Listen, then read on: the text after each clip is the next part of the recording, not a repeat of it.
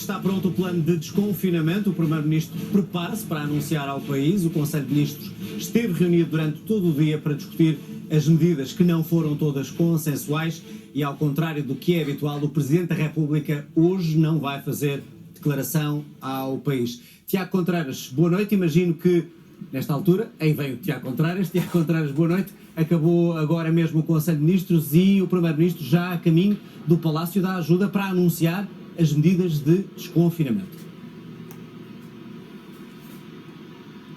Boa noite, sim. Terminou há poucos instantes esta longa reunião decisiva do Conselho de Ministros, 11 horas de encontro para decidir o plano de desconfinamento. António Costa agendou para as 8 da noite a conferência de imprensa no Palácio Nacional da Ajuda, é aqui bem perto do Centro Cultural de Belém, onde decorreu este encontro, é o quartel-general da Presidência Portuguesa do Conselho da União Europeia, local escolhido para este Conselho de Ministros determinante. Muitas dúvidas ainda nesta altura sobre o que será o plano de desconfinamento. Tudo indica que para os mais novos existirá um regresso às escolas, pelo menos para as creches e para o ensino pré-escolar. A dúvida prende-se nesta altura com o primeiro ciclo do ensino básico. Para além disso, também ainda muitas incertezas sobre a reabertura da economia, nomeadamente para as pequenas lojas, os cabeleireiros e as livrarias. Foi uma longa reunião com várias interrupções, uma delas para acompanhar o debate sobre a renovação do estado de emergência, e foi aí, nessa altura, no Parlamento, que surgiu a única declaração oficial do Governo neste dia decisivo, pela voz de Mariana Vieira da Silva, Ministra da Presidência, que anunciou um desconfinamento lento, gradual, condicionado aos números da Covid-19 e, num recado para o Presidente da República, sem um regresso à normalidade. Tiago Contreras, ele que esteve a acompanhar este Conselho de Ministros, que acabou agora mesmo, daqui a pouco, no Palácio da Ajuda. O Primeiro-Ministro vai então dizer as conclusões a que chegaram e como é que vamos viver nos próximos meses com este desconfinamento. O Presidente da República, como já lhe disse, não fala, como é habitual, hoje ao país. Disse, no entanto, à RTP que já disse tudo o que tinha a dizer sobre este desconfinamento.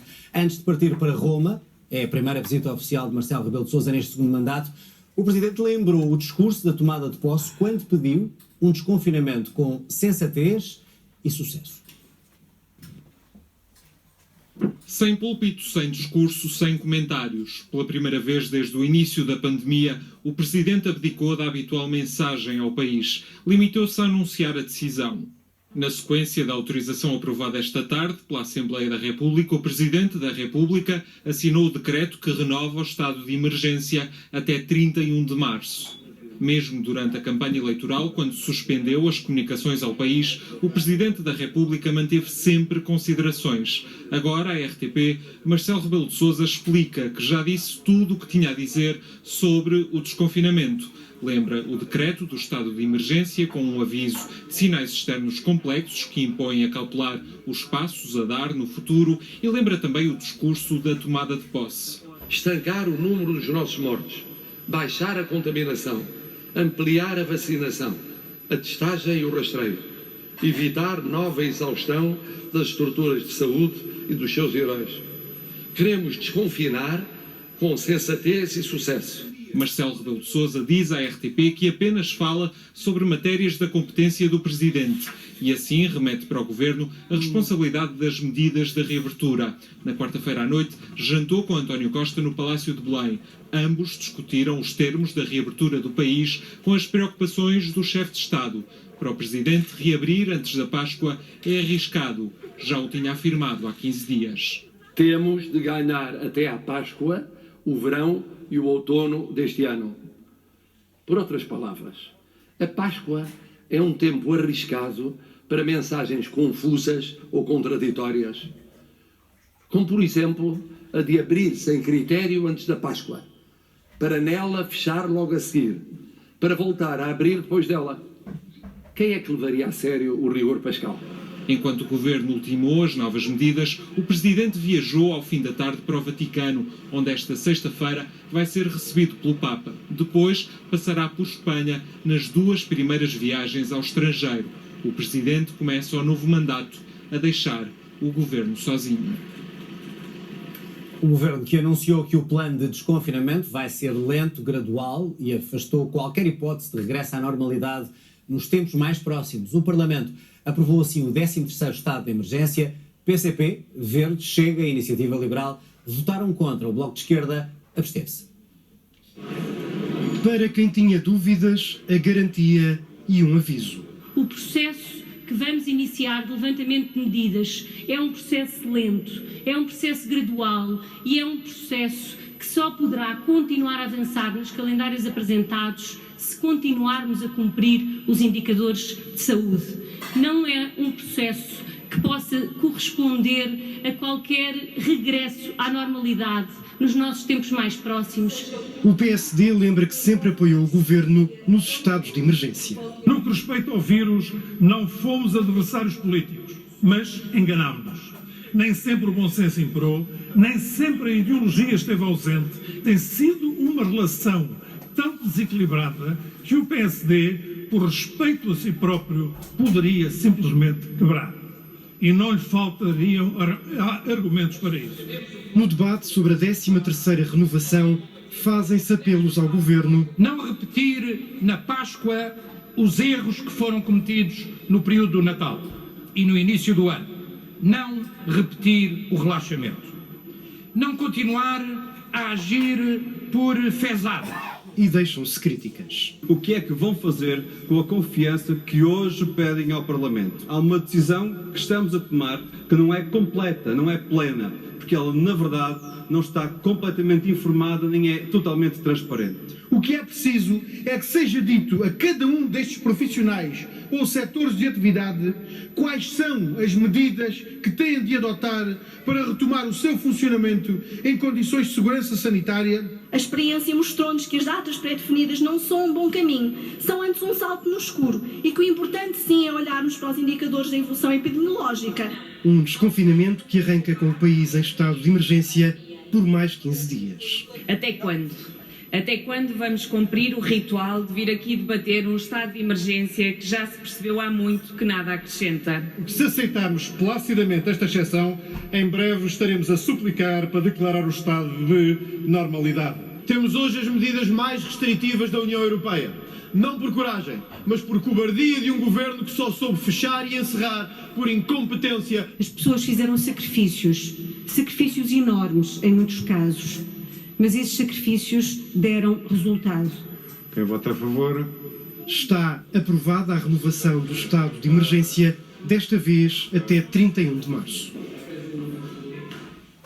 A Agência Europeia de Medicamentos garante que os benefícios da vacina da AstraZeneca são superiores aos riscos e deve, por isso, continuar a ser administrada. Uma decisão que surge depois de 9 países europeus terem suspendido vários lotes da vacina depois de uma morte de uma pessoa vacinada.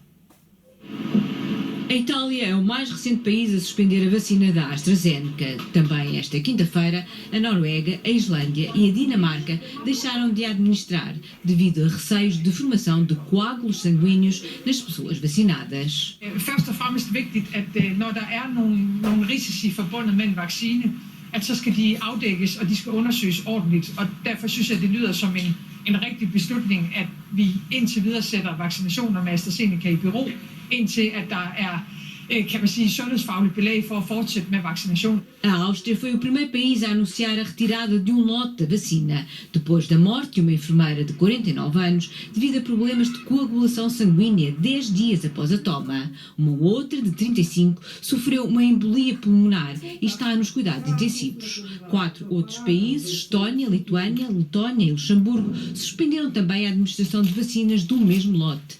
Mas a Agência Europeia dos Medicamentos insiste na vantagem da vacina da AstraZeneca.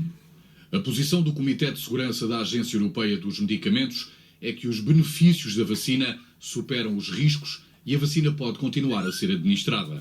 A Agência Europeia dos Medicamentos revela que surgiram 30 casos de tromboembolismo entre os 5 milhões de pessoas que tomaram a vacina da AstraZeneca. Um número, sublinha, idêntico ao da população em geral. No entanto, afirma que vai continuar a avaliar estas situações. Há 3 cenários possíveis. O lote poderá não estar em condições de vida. O segundo cenário é que realmente se consegue detectar efeitos secundários raros quando a vacina é administrada a milhões de pessoas. O terceiro cenário, que é tão plausível como os outros dois, é como está só agora a ser administrada a várias pessoas e que haja uma relação entre o último ato médico que as pessoas fizeram, que foi a vacina, com a doença ou com a morte. Portanto, essa relação seria falsa, é só mesmo uma coincidência. O lote que precipitou a suspensão continha 1 milhão de doses que foram distribuídas em 17 países. Portugal não as recebeu e as autoridades de saúde já anunciaram que a vacina da AstraZeneca vai continuar a ser administrada no país. Aguardamos a qualquer momento o plano de desconfinamento. O Primeiro-Ministro prepara-se para falar ao país e iremos em direto quando isso começar. Recordo que há mais uma vacina contra a Covid-19 aprovada na União Europeia. As primeiras doses da vacina da Johnson & Johnson vão chegar a Portugal na segunda metade de abril. É a primeira vacina Covid de toma única que já foi aprovada. É a quarta a ser aprovada pela Agência Europeia dos Medicamentos. Pode ser administrada a indivíduos a partir dos 18 anos e basta uma única dose. A vacina de Johnson & Johnson mantém-se estável por 2 anos à temperatura de menos 20 graus e no máximo por 3 meses a temperaturas entre os 2 e menos 8 graus. Está previsto que as primeiras 1,25 milhões de doses cheguem a Portugal a partir da segunda metade de abril, de um total de 4,5 milhões até o final do ano. A eficácia ronda os 66%, inferior à Pfizer e Moderna. Tem uma boa eficácia para uma vacina, claro que não será 90%, mas, por exemplo, a vacina da gripe tem uma eficácia de 50% a 70%. E, no entanto, resolve o problema. O objetivo, sobretudo nesta fase inicial das vacinas, é mesmo conseguirmos atingir um ponto em que a doença severa, o número de casos da doença severa diminua. Os ensaios clínicos da vacina da Johnson & Johnson foram realizados quando estavam já em circulação as diversas variantes do coronavírus. A vacina agora aprovada revelou uma eficácia de 85% na prevenção da forma mais grave da Covid-19 e proteção contra hospitalizações e mortes no 28º dia após a vacinação. Esta tecnologia, quer de RNA mensageiro, quer de DNA, quer da Pfizer, da Moderna, quer da Astra e da Johnson, é relativamente flexível e, portanto, permite, no fundo... E vamos de imediato ouvir o que o Primeiro-Ministro tem a dizer ao país sobre o plano de desconfinamento, agora mesmo. Extraordinário de todas as portuguesas e de todos os portugueses ao longo destes 2 meses, permitimos chegar hoje, como previsto, ao momento em que, com segurança, podemos falar do plano de reabertura progressiva da sociedade portuguesa. É um plano que prevê uma reabertura a conta-gotas. As 2 perguntas que, obviamente, os portugueses colocam é, em primeiro lugar, porquê é que podemos iniciar agora a reabertura? E a segunda é porque é que a reabertura tem de ser tão cautelosa. Quanto à primeira pergunta, porque é que podemos iniciar agora a reabertura, os dados são muito claros. Nós estamos hoje, felizmente, já abaixo do número de novos casos por 100 mil habitantes a 14 dias, claramente abaixo da linha de risco que todos os especialistas consensualizaram como a aceitável. Hoje temos um nível de novos casos por 100 mil habitantes de 105, francamente abaixo dos 240 novos casos por 100 mil habitantes a 14 dias. Segunda pergunta, porquê é que temos que o fazer com toda a cautela?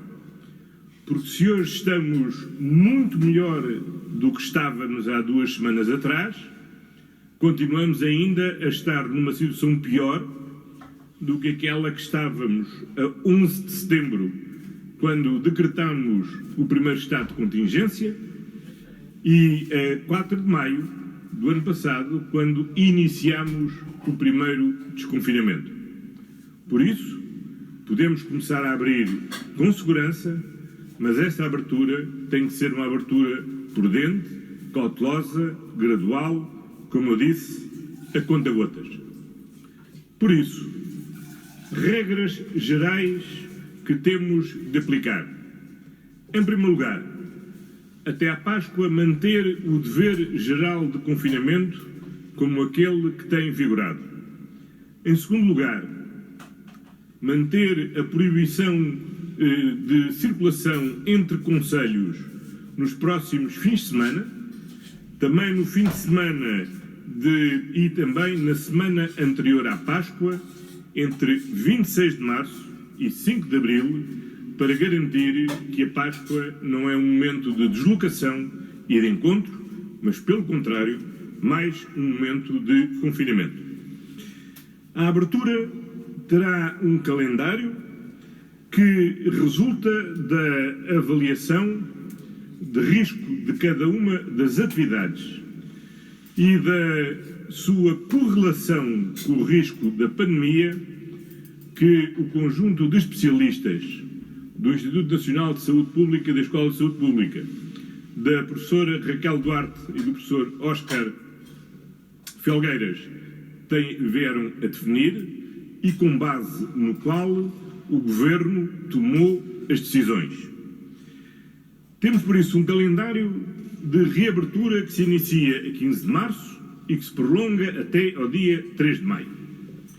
Na próxima segunda-feira, 15 de março, gostaria de destacar as seguintes atividades que podem reiniciar-se. Primeiro, e que diz respeito às crianças, a reabertura das creches, dos jardins de infância e das escolas do primeiro ciclo.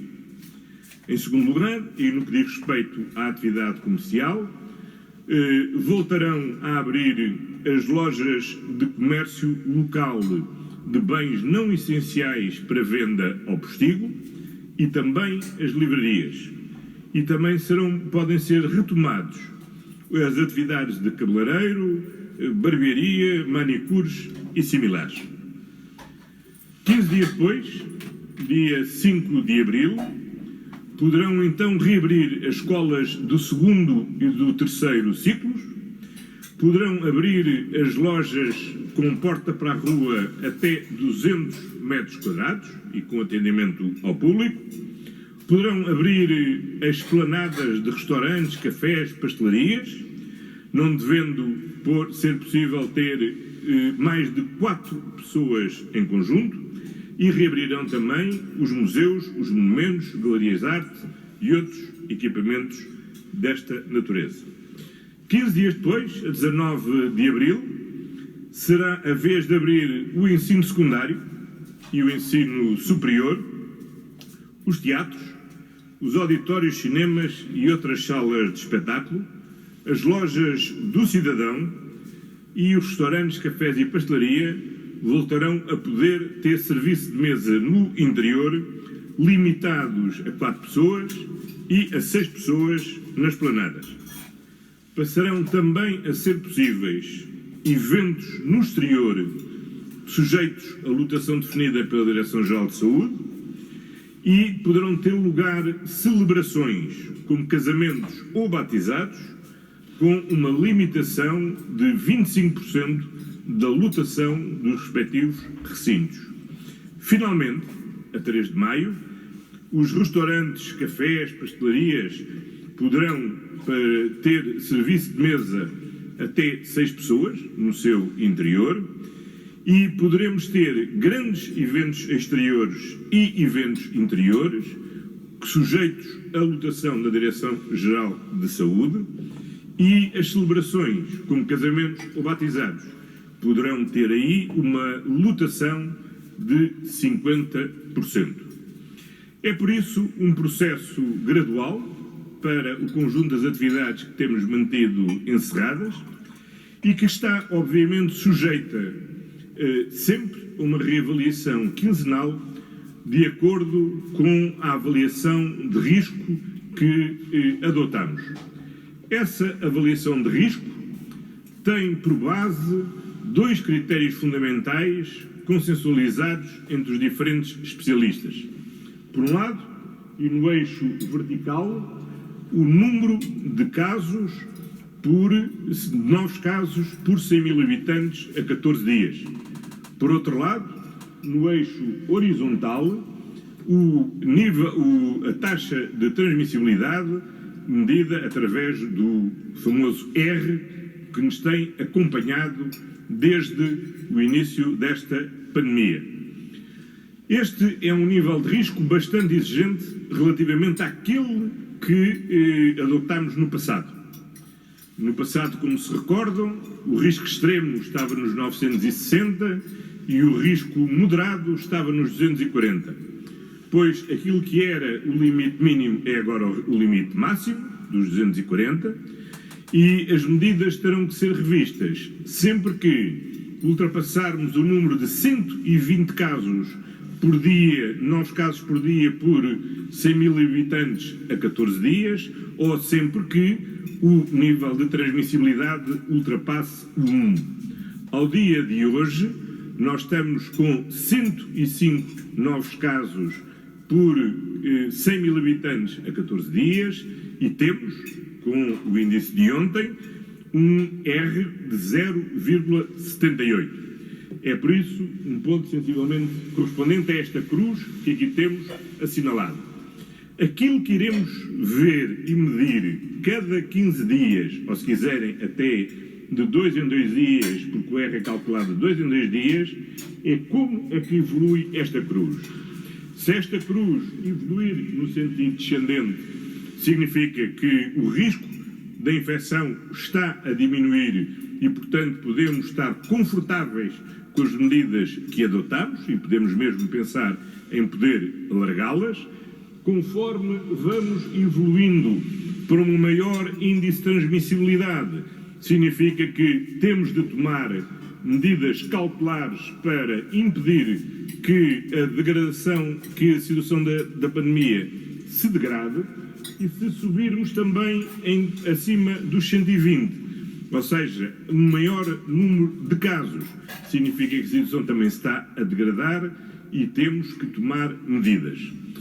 Há a situação em que não podemos excluir, em que tenhamos um nível de novos casos superior a 120 e um nível de transmissão superior a 1, e então entramos nesta zona vermelha que implica não só não podermos progredir, mas como termos de adotar medidas de regressão relativamente a este calendário que hoje temos aqui anunciado. Queria terminar com uma palavra de solidariedade para com todos aqueles que nesta terceira vaga perderam as suas vidas, as vidas dos seus amigos, dos seus familiares, dos seus entes queridos, aqueles que sofreram duramente a doença, aqueles que ainda estão hoje internados.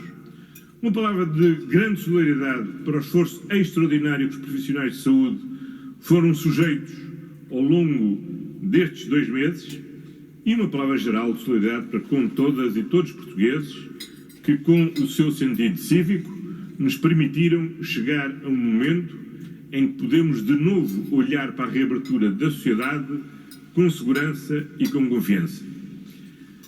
E dizer o seguinte: o que vai acontecer a partir de agora, desde o primeiro dia da pandemia, depende de todos nós.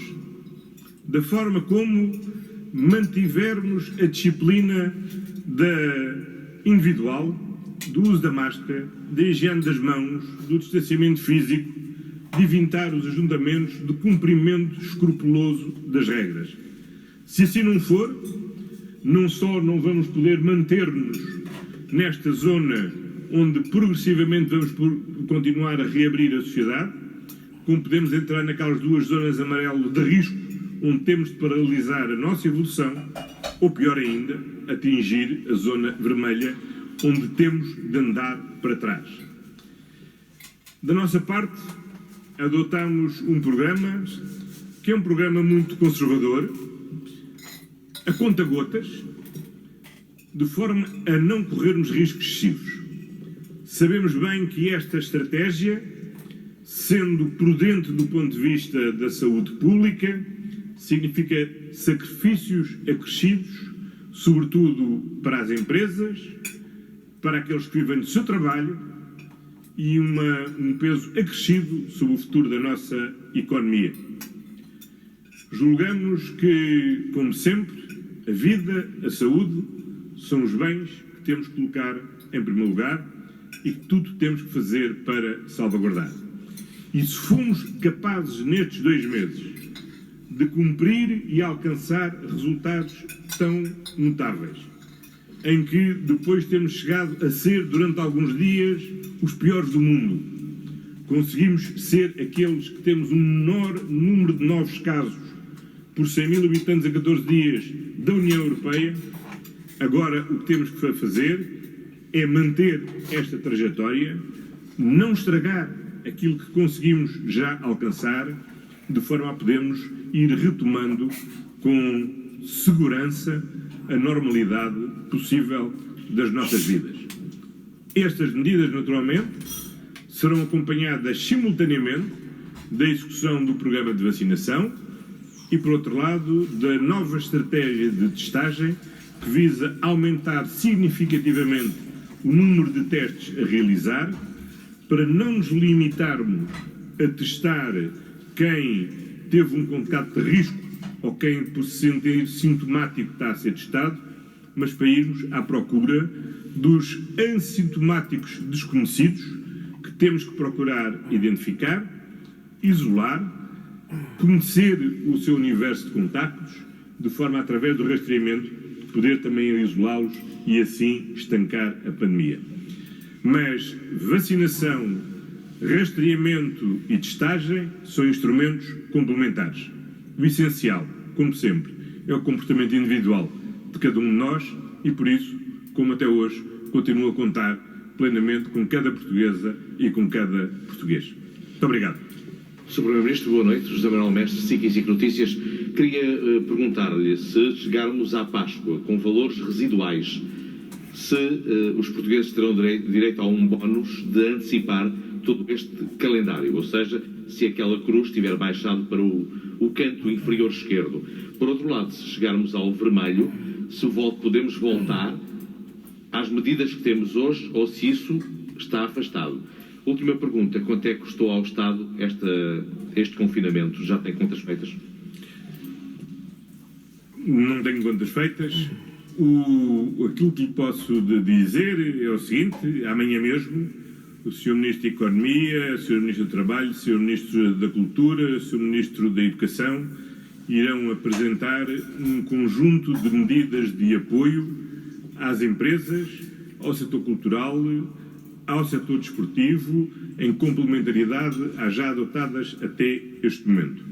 Nós temos bem consciência que, da mesma medida em que temos que combater a pandemia, temos que suportar a economia e o conjunto da vida em sociedade. Nós não iremos acelerar relativamente a este calendário. A zona verde significa que nós estamos numa situação de conforto relativamente ao calendário que definimos. Se passarmos para as zonas amarelas, significamos que estamos numa situação em que temos de paralisar essa evolução. E se chegarmos à zona vermelha, significa que temos mesmo que voltar para trás relativamente aos avanços que já obtivemos. Portanto, à sua pergunta, se chegarmos à zona vermelha, significa que podemos regredir? Não é podemos. É, se chegarmos à zona vermelha, temos mesmo que regredir de forma a assegurar a saúde pública. Nós não podemos simultaneamente passar acima dos 120 casos por 100 mil habitantes a 14 dias e um R superior a 1. E temos de conseguir controlar quer o ritmo da transmissão, quer o aumento do número de novos casos. E isso depende de cada um de nós. E se, enfim, as medidas, se a evolução da pandemia fizer aquele X andar no sentido contrário ao ponteiro dos relógios, significa mesmo que temos que fazer a nossa vida andar para trás. Muito boa noite. Lígia Veríssima, RTP, como está? Eu tenho aqui várias questões. Primeiro queria lhe perguntar... Então deixa-me contar, são várias. Se chegarmos ao vermelho, como é que vai ser feito, enfim, esta flexibilidade que se tem falado que este plano também tem? A nível regional, será a nível concelhio, como sugeriu o Dr. Rui Rio? Será através das áreas metropolitanas e das comunidades intermunicipais, como sugeriu o Dr. José Luís Carneiro? Se nos pode dizer alguma coisa sobre isso.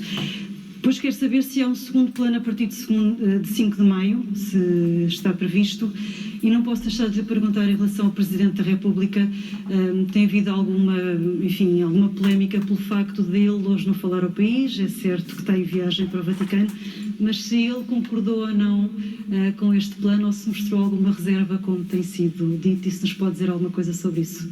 Muito obrigado. Muito obrigado. Relativamente ao Sr. Presidente da República, creio que não há mistério nenhum. O Sr. Presidente da República vai realizar 2 visitas à Santa Sé e ao Reino de Espanha. O que combinámos entre nós é que, precisamente por isso, ele hoje não se dirigiria ao país, apresentaria eu hoje o conjunto deste plano de desconfinamento, sobre o qual tive naturalmente a oportunidade de trocar impressões com o Sr. Presidente da República, mas como é sabido, temos mantido sempre uma regra óbvia e que é fundamental para o bom funcionamento entre todos, que é, eu nunca comentei uma conversa com o Presidente da República, o Sr. Presidente da República nunca comentou uma conversa comigo, e a conversa que tivemos só estávamos os dois. Portanto, tudo o que eu tenho lido sobre essa conversa seguramente não tem por fonte a mim, seguramente não tem por fonte o Sr. Presidente da República, e portanto são puras especulações. Relativamente ao dia 5 de maio, sim, chegado a 5 de maio teremos que avaliar a situação em que estamos, se devemos e se estamos em condições de dar mais passos em frente, ou se a prudência manda que fiquemos em 5 de maio no ponto em que nos encontramos no dia 5 de maio. Nós vamos fazer um desconfinamento de acordo com critérios nacionais, e será todo o país a desconfinar, mas o confinamento naturalmente será tão local quanto possível. Como é sabido, no estudo da professora Raquel Duarte e do professor Oscar Falgueiras e da sua equipa, a sugestão que é feita é que seja que, para além do concelho onde existe a situação de risco, seja também alargada aos concelhos limítrofes, porque a experiência nos ensinou que quando um foco começa num concelho, rapidamente se alastra aos concelhos limítrofes. Pedro Nunes Fonseca, Agência Lusa. Eu volto só à questão da minha colega para recordar aquilo que o Sr. Primeiro-Ministro disse há 15 dias, que todas as medidas que têm sido tomadas em total consonância com o Sr. Presidente da República. Eu pergunto-lhe se estas medidas de desconfinamento, sobretudo aquelas antes da Páscoa, foram tomadas em consonância com o Sr. Presidente da República. O segundo ponto, em relação à estratégia de testagem e de rastreios. Quando é que começa essa testagem em massa e que meios é que vai ter para as equipas de rastreio? Porque é uma das críticas que se fazem, é que não tem sido eficaz neste ponto, nesse ponto, era isso.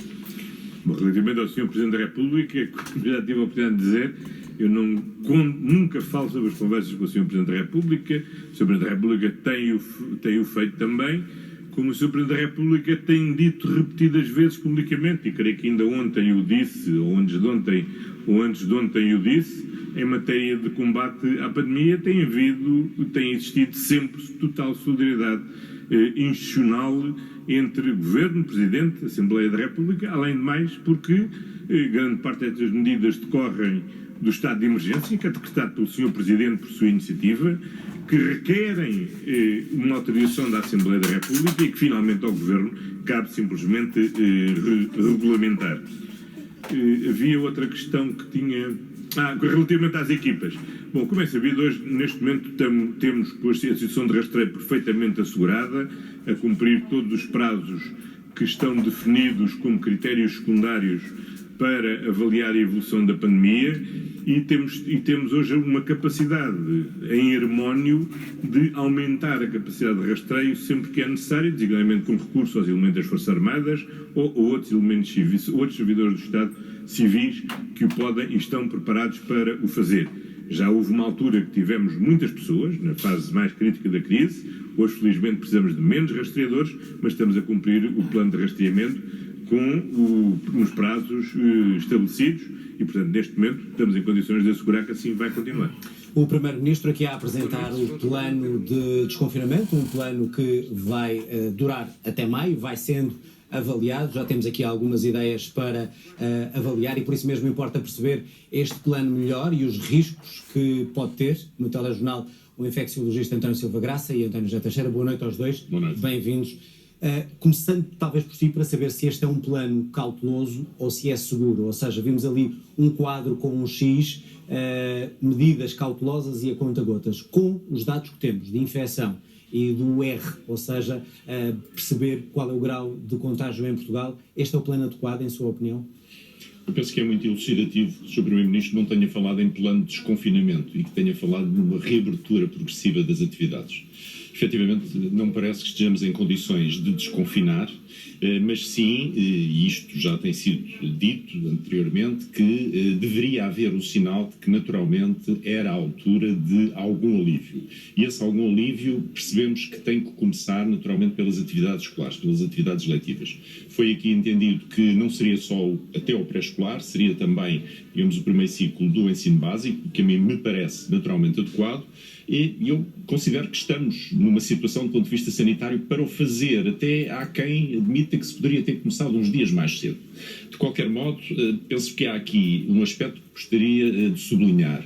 Aquilo que me pode preocupar não é propriamente este faseamento ou o modo como ele está naturalmente planeado, mas sim se temos todos os recursos para não acontecer o que aconteceu em janeiro, e não me refiro à atitude do Natal, refiro-me sim à incapacidade de acompanhar aquilo que aconteceu do ponto de vista da maior transmissibilidade do vírus, isto é, se estamos naturalmente a prever uma capacidade de testagem que acompanhe uma situação epidemiológica que não há muitas dúvidas que, quando for a altura de um desconfinamento real, haverá sempre um aumento do número de casos que tem que ser controlado. Portanto, o que está a levantar alguma dúvida é até que ponto é que podemos fazer a avaliação correta para passarmos à fase seguinte, é isso?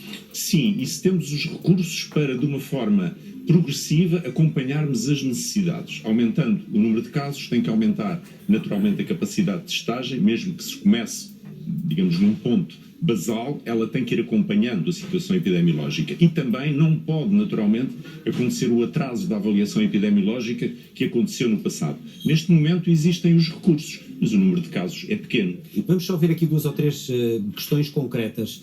As escolas, depois os cabeleireiros e também ao mesmo tempo os cabeleireiros e a abertura do comércio não essencial com venda ao postigo. Vê algum risco na abertura dos cabeleireiros e também deste comércio não essencial com venda só a abrir o postigo e vender lá para fora, ou abrir a porta se quiser?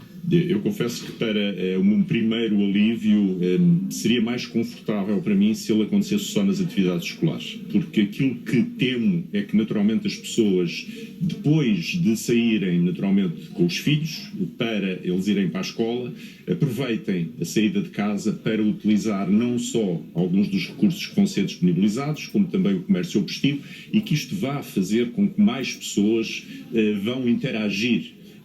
Esperemos que não seja apenas no espaço público e no espaço aberto, que o tempo já nos está a permitir isso, mas isto pode envolver nesta fase algum risco.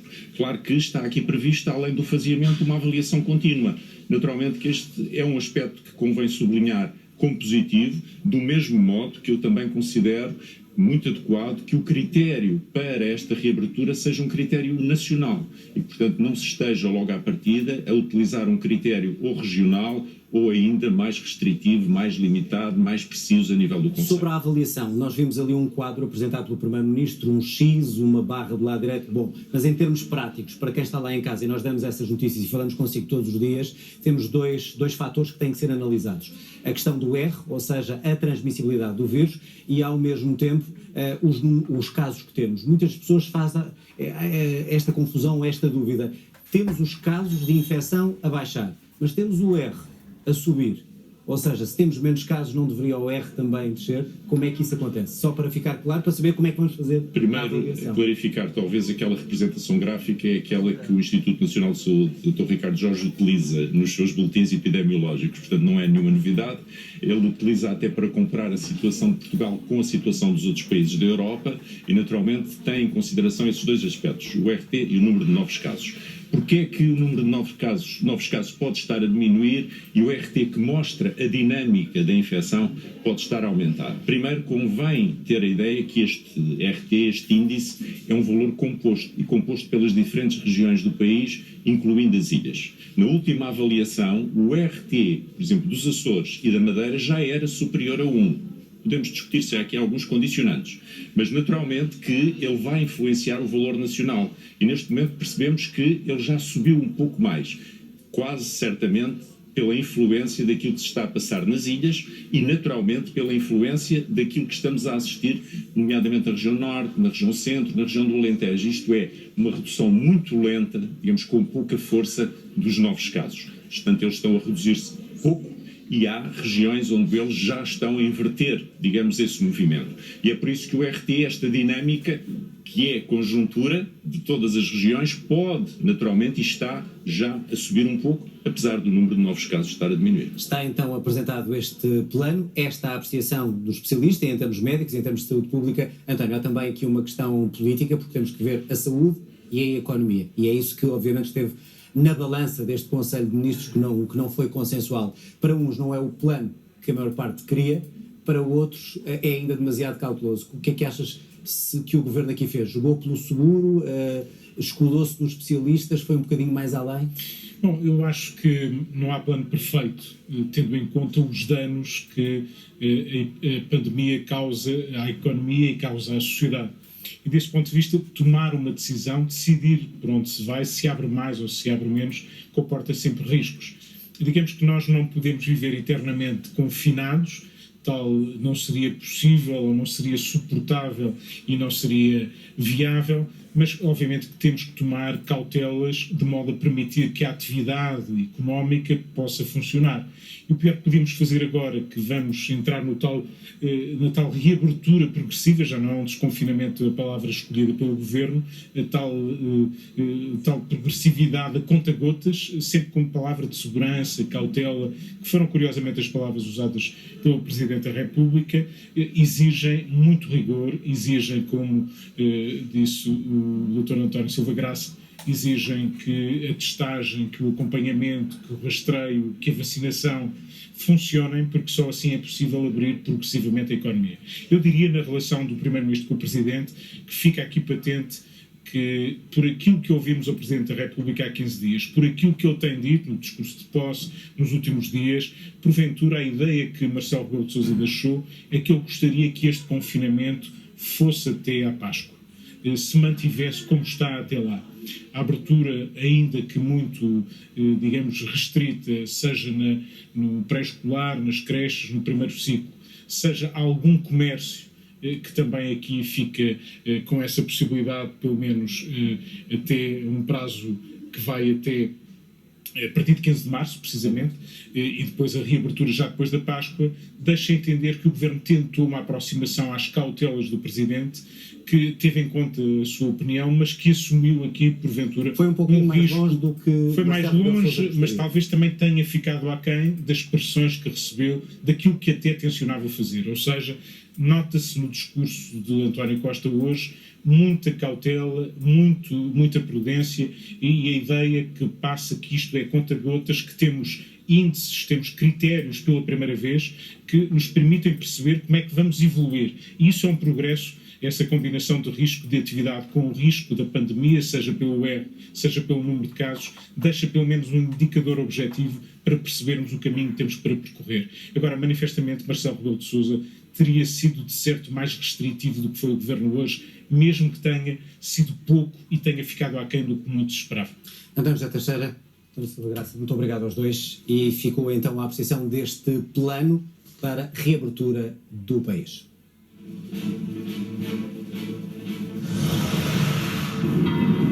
queria muito viver numa casa. É uma história de muitas que mostra os efeitos violentos desta pandemia. Pais sem casa estão a viver numa carrinha com 2 filhos a quem tentam dar agora outra vida, a melhor que podem. Uma história de uma família que recusa desistir, daqui a pouco no telejornal. Fazemos um intervalo muito breve, regressamos em 3 minutos para lhe recordar este plano de abertura ao país e o que pensam os especialistas e também as expectativas dos vários setores em Portugal. Até já, dentro de 3 minutos.